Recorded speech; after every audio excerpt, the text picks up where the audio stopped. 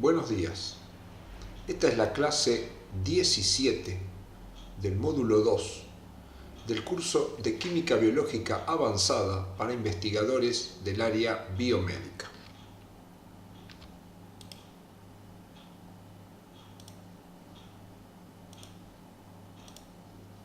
Hoy veremos el tema óxido-reducción.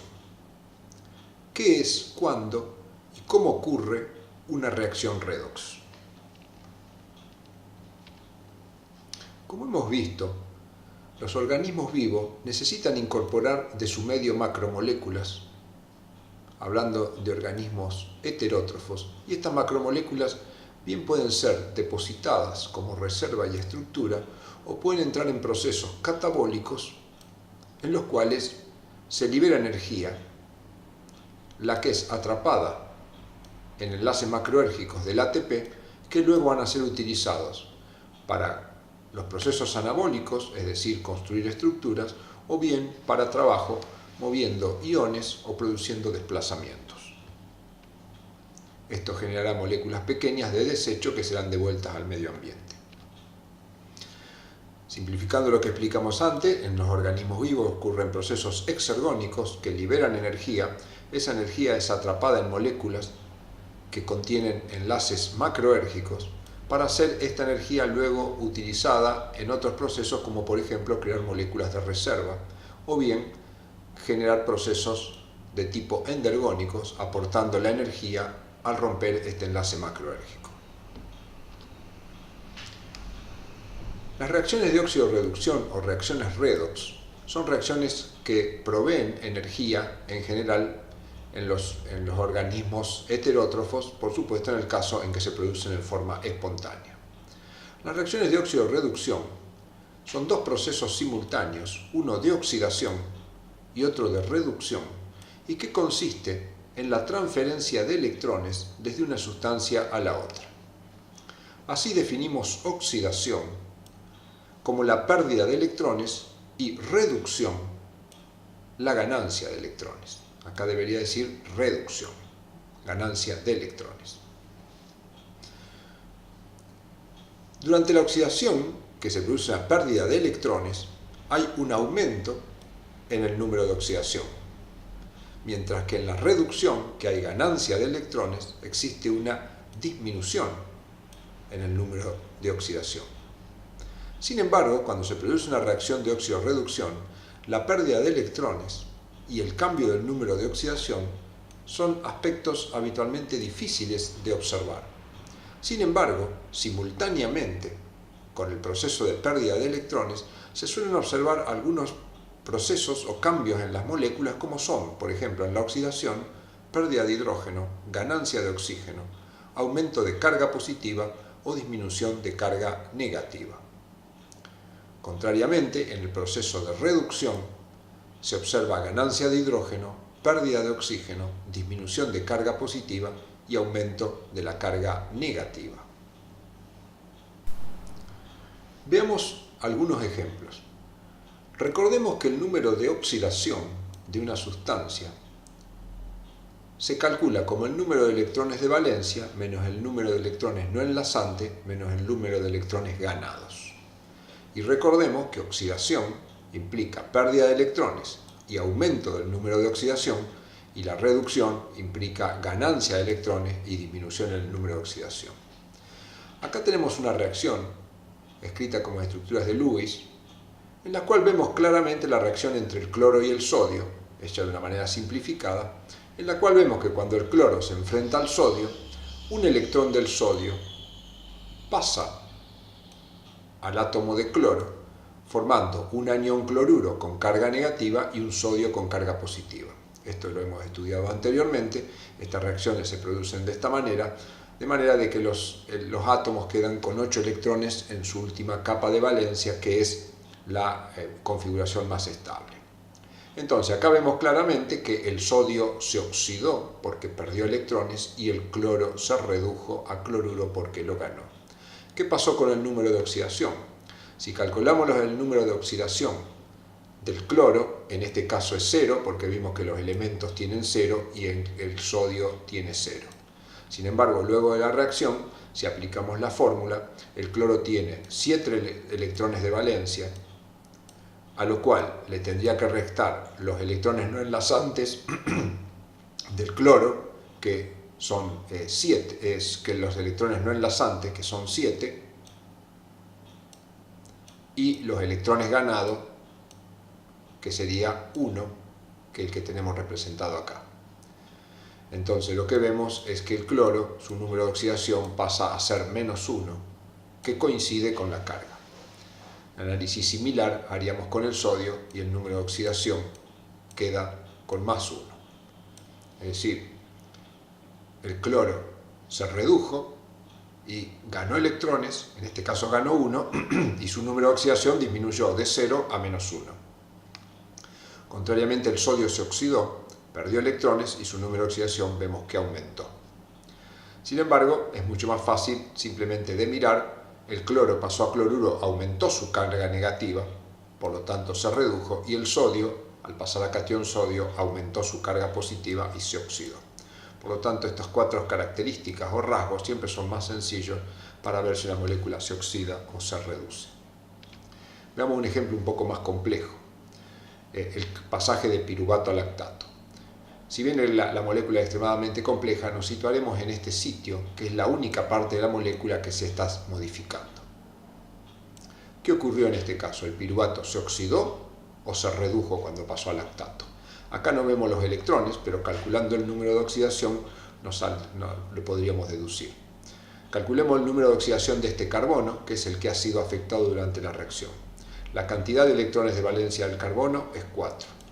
No tiene electrones no enlazantes porque todos están involucrados, por lo tanto la cantidad de no enlazantes sería 0. Y la cantidad de electrones ganados en la reacción, ¿cuántos serían? Estos 4 electrones pertenecen al oxígeno por ser más electronegativo, y acá, como ambos carbonos tienen la misma electronegatividad, consideramos que de los 4 electrones, 2 para arriba y 2 para abajo, 1 pertenece a este carbono y 1 pertenece a este, por lo tanto acá restaríamos 2, y el número de oxidación de este carbono sería +2. Cuando lo analizamos en esta circunstancia, el número de electrones de valencia del carbono es 4, no enlazantes tiene 0, y electrones adjudicados tiene estos 2 electrones pertenecen al oxígeno, pero acá 1 pertenece al carbono, 1 pertenece al carbono, y estos 2 pertenecen al carbono porque la electronegatividad del carbono es mayor que la del hidrógeno, quiere decir que tendría 4 electrones ganados. Por lo tanto, 4 menos 4, esto nos da un número de oxidación de 0. Entonces vemos que en esta reacción el carbono pasó de un número de oxidación de +2 a 0, por lo tanto decimos que el piruvato se redujo a lactato. Veamos nuevamente esta reacción. Entonces acá tenemos el piruvato, como dijimos recién, se redujo a lactato porque el carbono que teníamos en el piruvato disminuye su número de oxidación. Ahora, en una reacción redox, nosotros acá decimos que el piruvato está sufriendo reducción a lactato, simultáneamente tiene que existir otra molécula que se oxide. Y como vemos acá, habitualmente en los organismos vivos es el NADH el que pasa a NAD. Analicemos entonces acá con 2 colores distintos. En rojo tendremos la reducción y en azul tenemos la oxidación. El piruvato sufre reducción a lactato. ¿Por qué? Y uno dice, bueno, porque está ganando hidrógenos. Si nos fijamos acá, este carbono que tenía solo un oxígeno unido, ahora tiene además del oxígeno un hidrógeno. Por lo tanto, sufrió reducción. Como consecuencia de la reducción, el lactato decimos que es la forma reducida y el piruvato es la forma oxidada. Por el otro lado tenemos el proceso de oxidación, que es el NADH que pasa a NAD. Se ve claramente que es un proceso de oxidación, porque cuando el NADH se transforma en NAD, aumenta la carga positiva y pierde hidrógeno. Como consecuencia de la oxidación, decimos que el NAD es la forma oxidada, mientras que el NADH sería la forma reducida. Ahora veamos estos 2 términos que habitualmente nos traen complicaciones. Como el piruvato se reduce, está posibilitando que el NADH se oxide. Así decimos que el piruvato es el agente oxidante. Por otra parte, si ahora nos situamos en el NADH, el NADH, al sufrir oxidación, va a estar cediendo electrones y permite que el piruvato se reduzca. Por lo tanto, como el NADH cede electrones y hace que el piruvato se reduzca, decimos que es el agente reductor.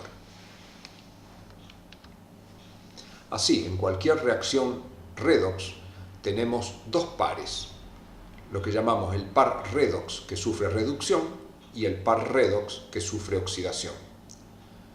Siempre el par redox va a estar formado por una forma oxidada y una forma reducida. Obviamente, para que algo sufra reducción, tiene que estar oxidado y se va a transformar en algo reducido. Y ese es el par redox de la reducción. Siempre la forma oxidada del par redox que se reduce es el oxidante. Por el otro lado tenemos el par redox de la oxidación. Siempre una oxidación va a dar una forma oxidada y tiene que partir de una forma reducida. Y siempre la forma reducida del par redox que sufre oxidación va a ser el agente reductor. Por lo tanto, siempre en una reacción redox vamos a tener, por ejemplo, como en este caso tenemos una molécula de FADH que se transforma en FAD. Lo que vemos acá es que cuando esta molécula se transforma en esta, perdió hidrógeno, entonces al perder hidrógeno dice, bueno, esto es una oxidación. Mientras que por el otro lado tenemos otra molécula, que en este caso se llama NAD, que está pasando a NADH. Vemos que gana hidrógeno y perdió carga positiva, por lo tanto esto sería una reducción. Ahora, ¿cómo sabemos frente a una reacción redox quién es el que va a perder electrones y quién es el que lo va a ganar? Para eso existe un número que se calcula experimentalmente, y no lo veremos en este caso, que es el potencial de reducción o potencial redox. Ese número indica la tendencia a ganar o perder electrones cuando un par redox se halla en presencia de otro par redox. Y la regla es esta: a mayor potencial, siempre mayor tendencia a reducirse. Por ejemplo, si yo tengo dos pares redox, el NAD-NADH y el FAD-FADH, sus potenciales de reducción son menos 0,32 y 0,03, el que tendrá más tendencia a reducirse será el FAD-FADH, porque el potencial de reducción es más grande. Así existen lo que se conocen como tablas de potenciales de reducción, que vemos acá, donde tenemos siempre la forma oxidada y la forma reducida, en este caso conocido NAD-NADH, y acá tenemos el potencial de reducción. En este caso está en milivoltios, pero podría estar en voltios. Así, supongamos, para simplificar, que tenemos tres pares redox: el NAD-NADH con un potencial redox de menos 0,32, el piruvato lactato con menos 0,20 y el FAD-FADH con 0,03 voltios. Ya sabemos que para que una reacción redox ocurra, tenemos que enfrentar dos pares redox. Y la regla es, para que una reacción redox ocurra, debemos enfrentar la forma reducida del par con menor potencial con la forma oxidada del par con mayor potencial. ¿Esto por qué es así? Porque sabemos que el que tiene menor potencial se va a oxidar y el que tiene mayor potencial se va a reducir. Por lo tanto, lo que debemos enfrentar es la forma reducida del par con menor potencial, porque el de menor potencial se va a oxidar. Para que se pueda oxidar, tiene que estar previamente reducido. Y lo enfrentaremos con otra sustancia con mayor potencial, que se va a reducir, que por supuesto, para poder reducirse, tiene que estar oxidado. Este trabalengua no es fácil de resolver y requiere una serie de ejercicios y meditación sobre el tema. Entonces, supongamos que enfrentamos el NADH con el FAD. El NADH es la forma reducida del par NAD-NADH y el FAD es la forma oxidada del par FAD-FADH. Como el par FAD-FADH tiene 0,03, que es más grande que menos 0,32, tiene más tendencia a ganar electrones y los va a poder ganar porque está oxidado. Por lo tanto, el NADH los va a poder dar porque el NADH es la forma reducida. Por lo tanto, acá el NADH le va a dar electrones al FAD. Con lo cual se va a oxidar a NAD y el FAD se va a reducir a FADH. Pero ¿qué ocurriría si yo enfrento el NADH y el FADH? El NADH es la forma reducida.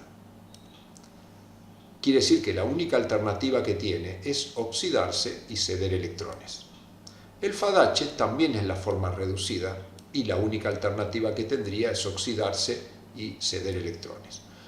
Por lo tanto, ambas sustancias la única posibilidad que tienen es ceder electrones y no hay una que los pueda ganar. Cuando las dos sustancias quieren ceder electrones, pues nadie los cede porque los electrones no pueden quedar sueltos en el universo. Veamos la otra situación. Estoy enfrentando el NAD, que es la forma oxidada de un par, con el FADH, que es la forma reducida. Entonces, acá tengo una sustancia que la única posibilidad que tiene es ganar electrones y otra perderlos. Pero ¿qué problema tenemos acá? Que la sustancia que tiene la posibilidad de perderlo es la que por su potencial tiene mayor tendencia para ganar. Entonces entramos en una congruencia. No puede perder electrones el FAD porque su potencial le indica que tiene más tendencia a ganar que el NAD. Y el NAD tampoco podría ganarlo porque su potencial nos indica que tiene menos tendencia a ganarlo que el otro. Esa reacción no ocurriría. Si pasamos a la otra situación, en la cual tengo el NAD, que es la forma oxidada, y el FAD, que es la forma oxidada, acá el NAD, la única posibilidad que tendría es ganar electrones, y el FAD también ganar electrones, porque esta es la forma oxidada. Si los dos tienen tendencia a ganar electrones, pues nadie lo va a ganar porque no hay electrones perdidos en el universo que uno pueda sacar de un sitio en especial. Solo puedo sacar electrones a una sustancia. Si yo enfrenté entre sí dos sustancias que tienen tendencia a ganar, no tienen a quién sacarle y la reacción no ocurrirá. Entonces, en general, para que una reacción ocurra, nosotros tenemos que tener siempre la forma reducida del par con menor potencial y la forma oxidada del par con mayor potencial. Recuerdo un profesor que me decía, cuando tenemos una tabla, para que la reacción redox ocurra, nosotros tenemos que poder trazar una Z entre la sustancia que tenemos reducida y la sustancia que tenemos oxidada. Por supuesto que si esta reacción ocurre, como dijimos, el NAD va a pasar a NADH y el FAD va a pasar a FADH, que es la reacción que tenemos en esta situación. Si esa reacción ocurre es porque su variación de energía libre es negativa. Nosotros sabemos que toda reacción espontánea tiene variación de energía libre negativa. En una reacción redox, la variación de energía libre se calcula con esta fórmula, donde la variación de energía libre es igual a menos el número de electrones intercambiados en una redox por la constante de Faraday por la diferencia entre el potencial del oxidante, es decir, la sustancia que se reduce, menos el potencial del reductor, es decir, la sustancia que se oxida. Acá vemos el cálculo. N en las reacciones redox más comunes dentro de los organismos vivos vale 2. F, una constante que vale 23 kilocalorías sobre mol y voltio, y el potencial del oxidante sería 0,03 voltios, menos el potencial de reducción, que es menos 0,32. Esto da menos 16,1, que es negativo, y que nos está indicando de que esa reacción es espontánea y justamente ocurre. Veamos ahora otro caso, más acercándonos hacia los problemas biológicos. Supongamos que el NAD tiene la posibilidad de pasar a NADH y el lactato a piruvato. Tenemos los potenciales de reducción y entonces podríamos plantear esa reacción, que el lactato pasa a piruvato y que el NAD pasa a NADH. Si calculamos el delta G de esta reacción, tendríamos menos 2 por 23, que son las constantes. Después, la sustancia que se reduce es el NAD, entonces tendríamos el potencial del oxidante, y la sustancia que se oxida tiene menos 0,20, que sería el lactato a piruvato. Esto nos da 5,52 y nos estaría indicando de que la reacción lactato más NAD, que da piruvato más NADH, no es posible en los organismos vivos.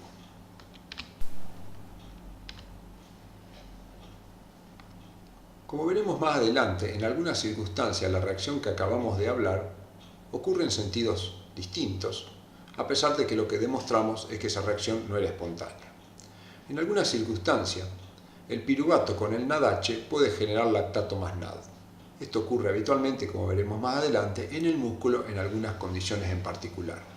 Pero en otros tejidos y simultáneamente, el lactato con el NAD puede dar piruvato más NADH.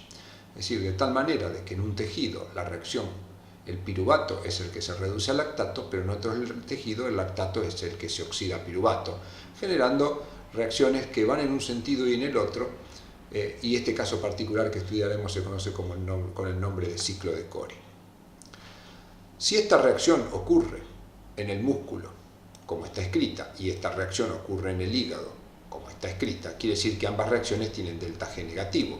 Sin embargo, cuando calculamos el delta G con la fórmula anterior nos daba solo positivo. Lo que ocurre es que cuando nosotros realizamos una reacción química, el delta G, en cierta medida, depende de las concentraciones de reactivos y productos. Entonces, en algunas circunstancias, aunque esta reacción sea positiva, si la concentración de los reactivos aumenta mucho y la concentración de los productos baja, esto hace que este cociente cambie y el logaritmo y el producto por R por T, que son constantes, se torne negativo y haga que este valor pase de un valor mayor que 0 a un valor menor que 0. Esto está muy relacionado con los desplazamientos de equilibrio inducidos o explicados en base al principio de Chatelier. Entonces, cualquier reacción puede ocurrir en un sentido o en el otro por cambio en las concentraciones, especialmente si sus potenciales de reducción no son muy diferentes. Por ejemplo, la reacción piruvato más NADH, que da NAD más lactato, el potencial de reducción del NADH es menos 0,32 y el del piruvato es menos 0,20, y esto nos da un delta G de 5,52. Cuando los delta G son valores, supongamos, parecidos a esto, esta reacción puede ir para un lado o para el otro si aumentamos la concentración de reactivos o de productos. Es decir, si yo aumento la concentración de NADH, por ejemplo, esta reacción va a tender en aquel sentido, pero si yo aumentara la concentración de lactato, la reacción podría ir en sentido contrario, como nos explicaba el principio de Chatelier. Pero en algunas circunstancias, por ejemplo, planteemos la reacción oxígeno más NADH, que nos da NAD más agua, el NADH tiene un potencial de menos 0,32, el oxígeno de 0,82. Cuando calculamos el delta G, esto nos da menos 52. Esto nos está indicando de que esta reacción es tremendamente exergónica y espontánea hacia la derecha, y por lo tanto debería ser muy grande la energía que yo tengo que aplicar para que vaya en sentido contrario, o debería ser muy grande los cambios que yo debería inducir en estas concentraciones para que la reacción vaya para aquel lado. Los cambios en concentración muy grandes, por ejemplo, elevar tanto la concentración de NAD que la reacción vaya en sentido contrario, o bajar tanto estas concentraciones, son incompatibles con el funcionamiento de los organismos vivos, y entonces, en algunas circunstancias, hay reacciones que dentro de los organismos vivos no ocurren. Sin embargo, sabemos, por ejemplo, que el oxígeno con el NADH da NAD más agua. Esto es una ecuación global que estudiaremos más adelante, y esto genera energía para la formación de ATP. El proceso contrario de oxígeno más NADH, que da NAD más agua, como lo planteamos, es espontáneo, y el proceso contrario no va a ocurrir nunca espontáneamente, salvo que aportemos energía externamente, como es, por ejemplo, a partir del Sol, y esta reacción ocurre en sentido contrario en los organismos autótrofos, porque la energía ya no sale, la reacción no se desplaza en sentido contrario porque cambiamos las concentraciones de reactivo o producto, sino porque estamos aportando energía a partir de otra fuente, en este caso energía radiante del Sol.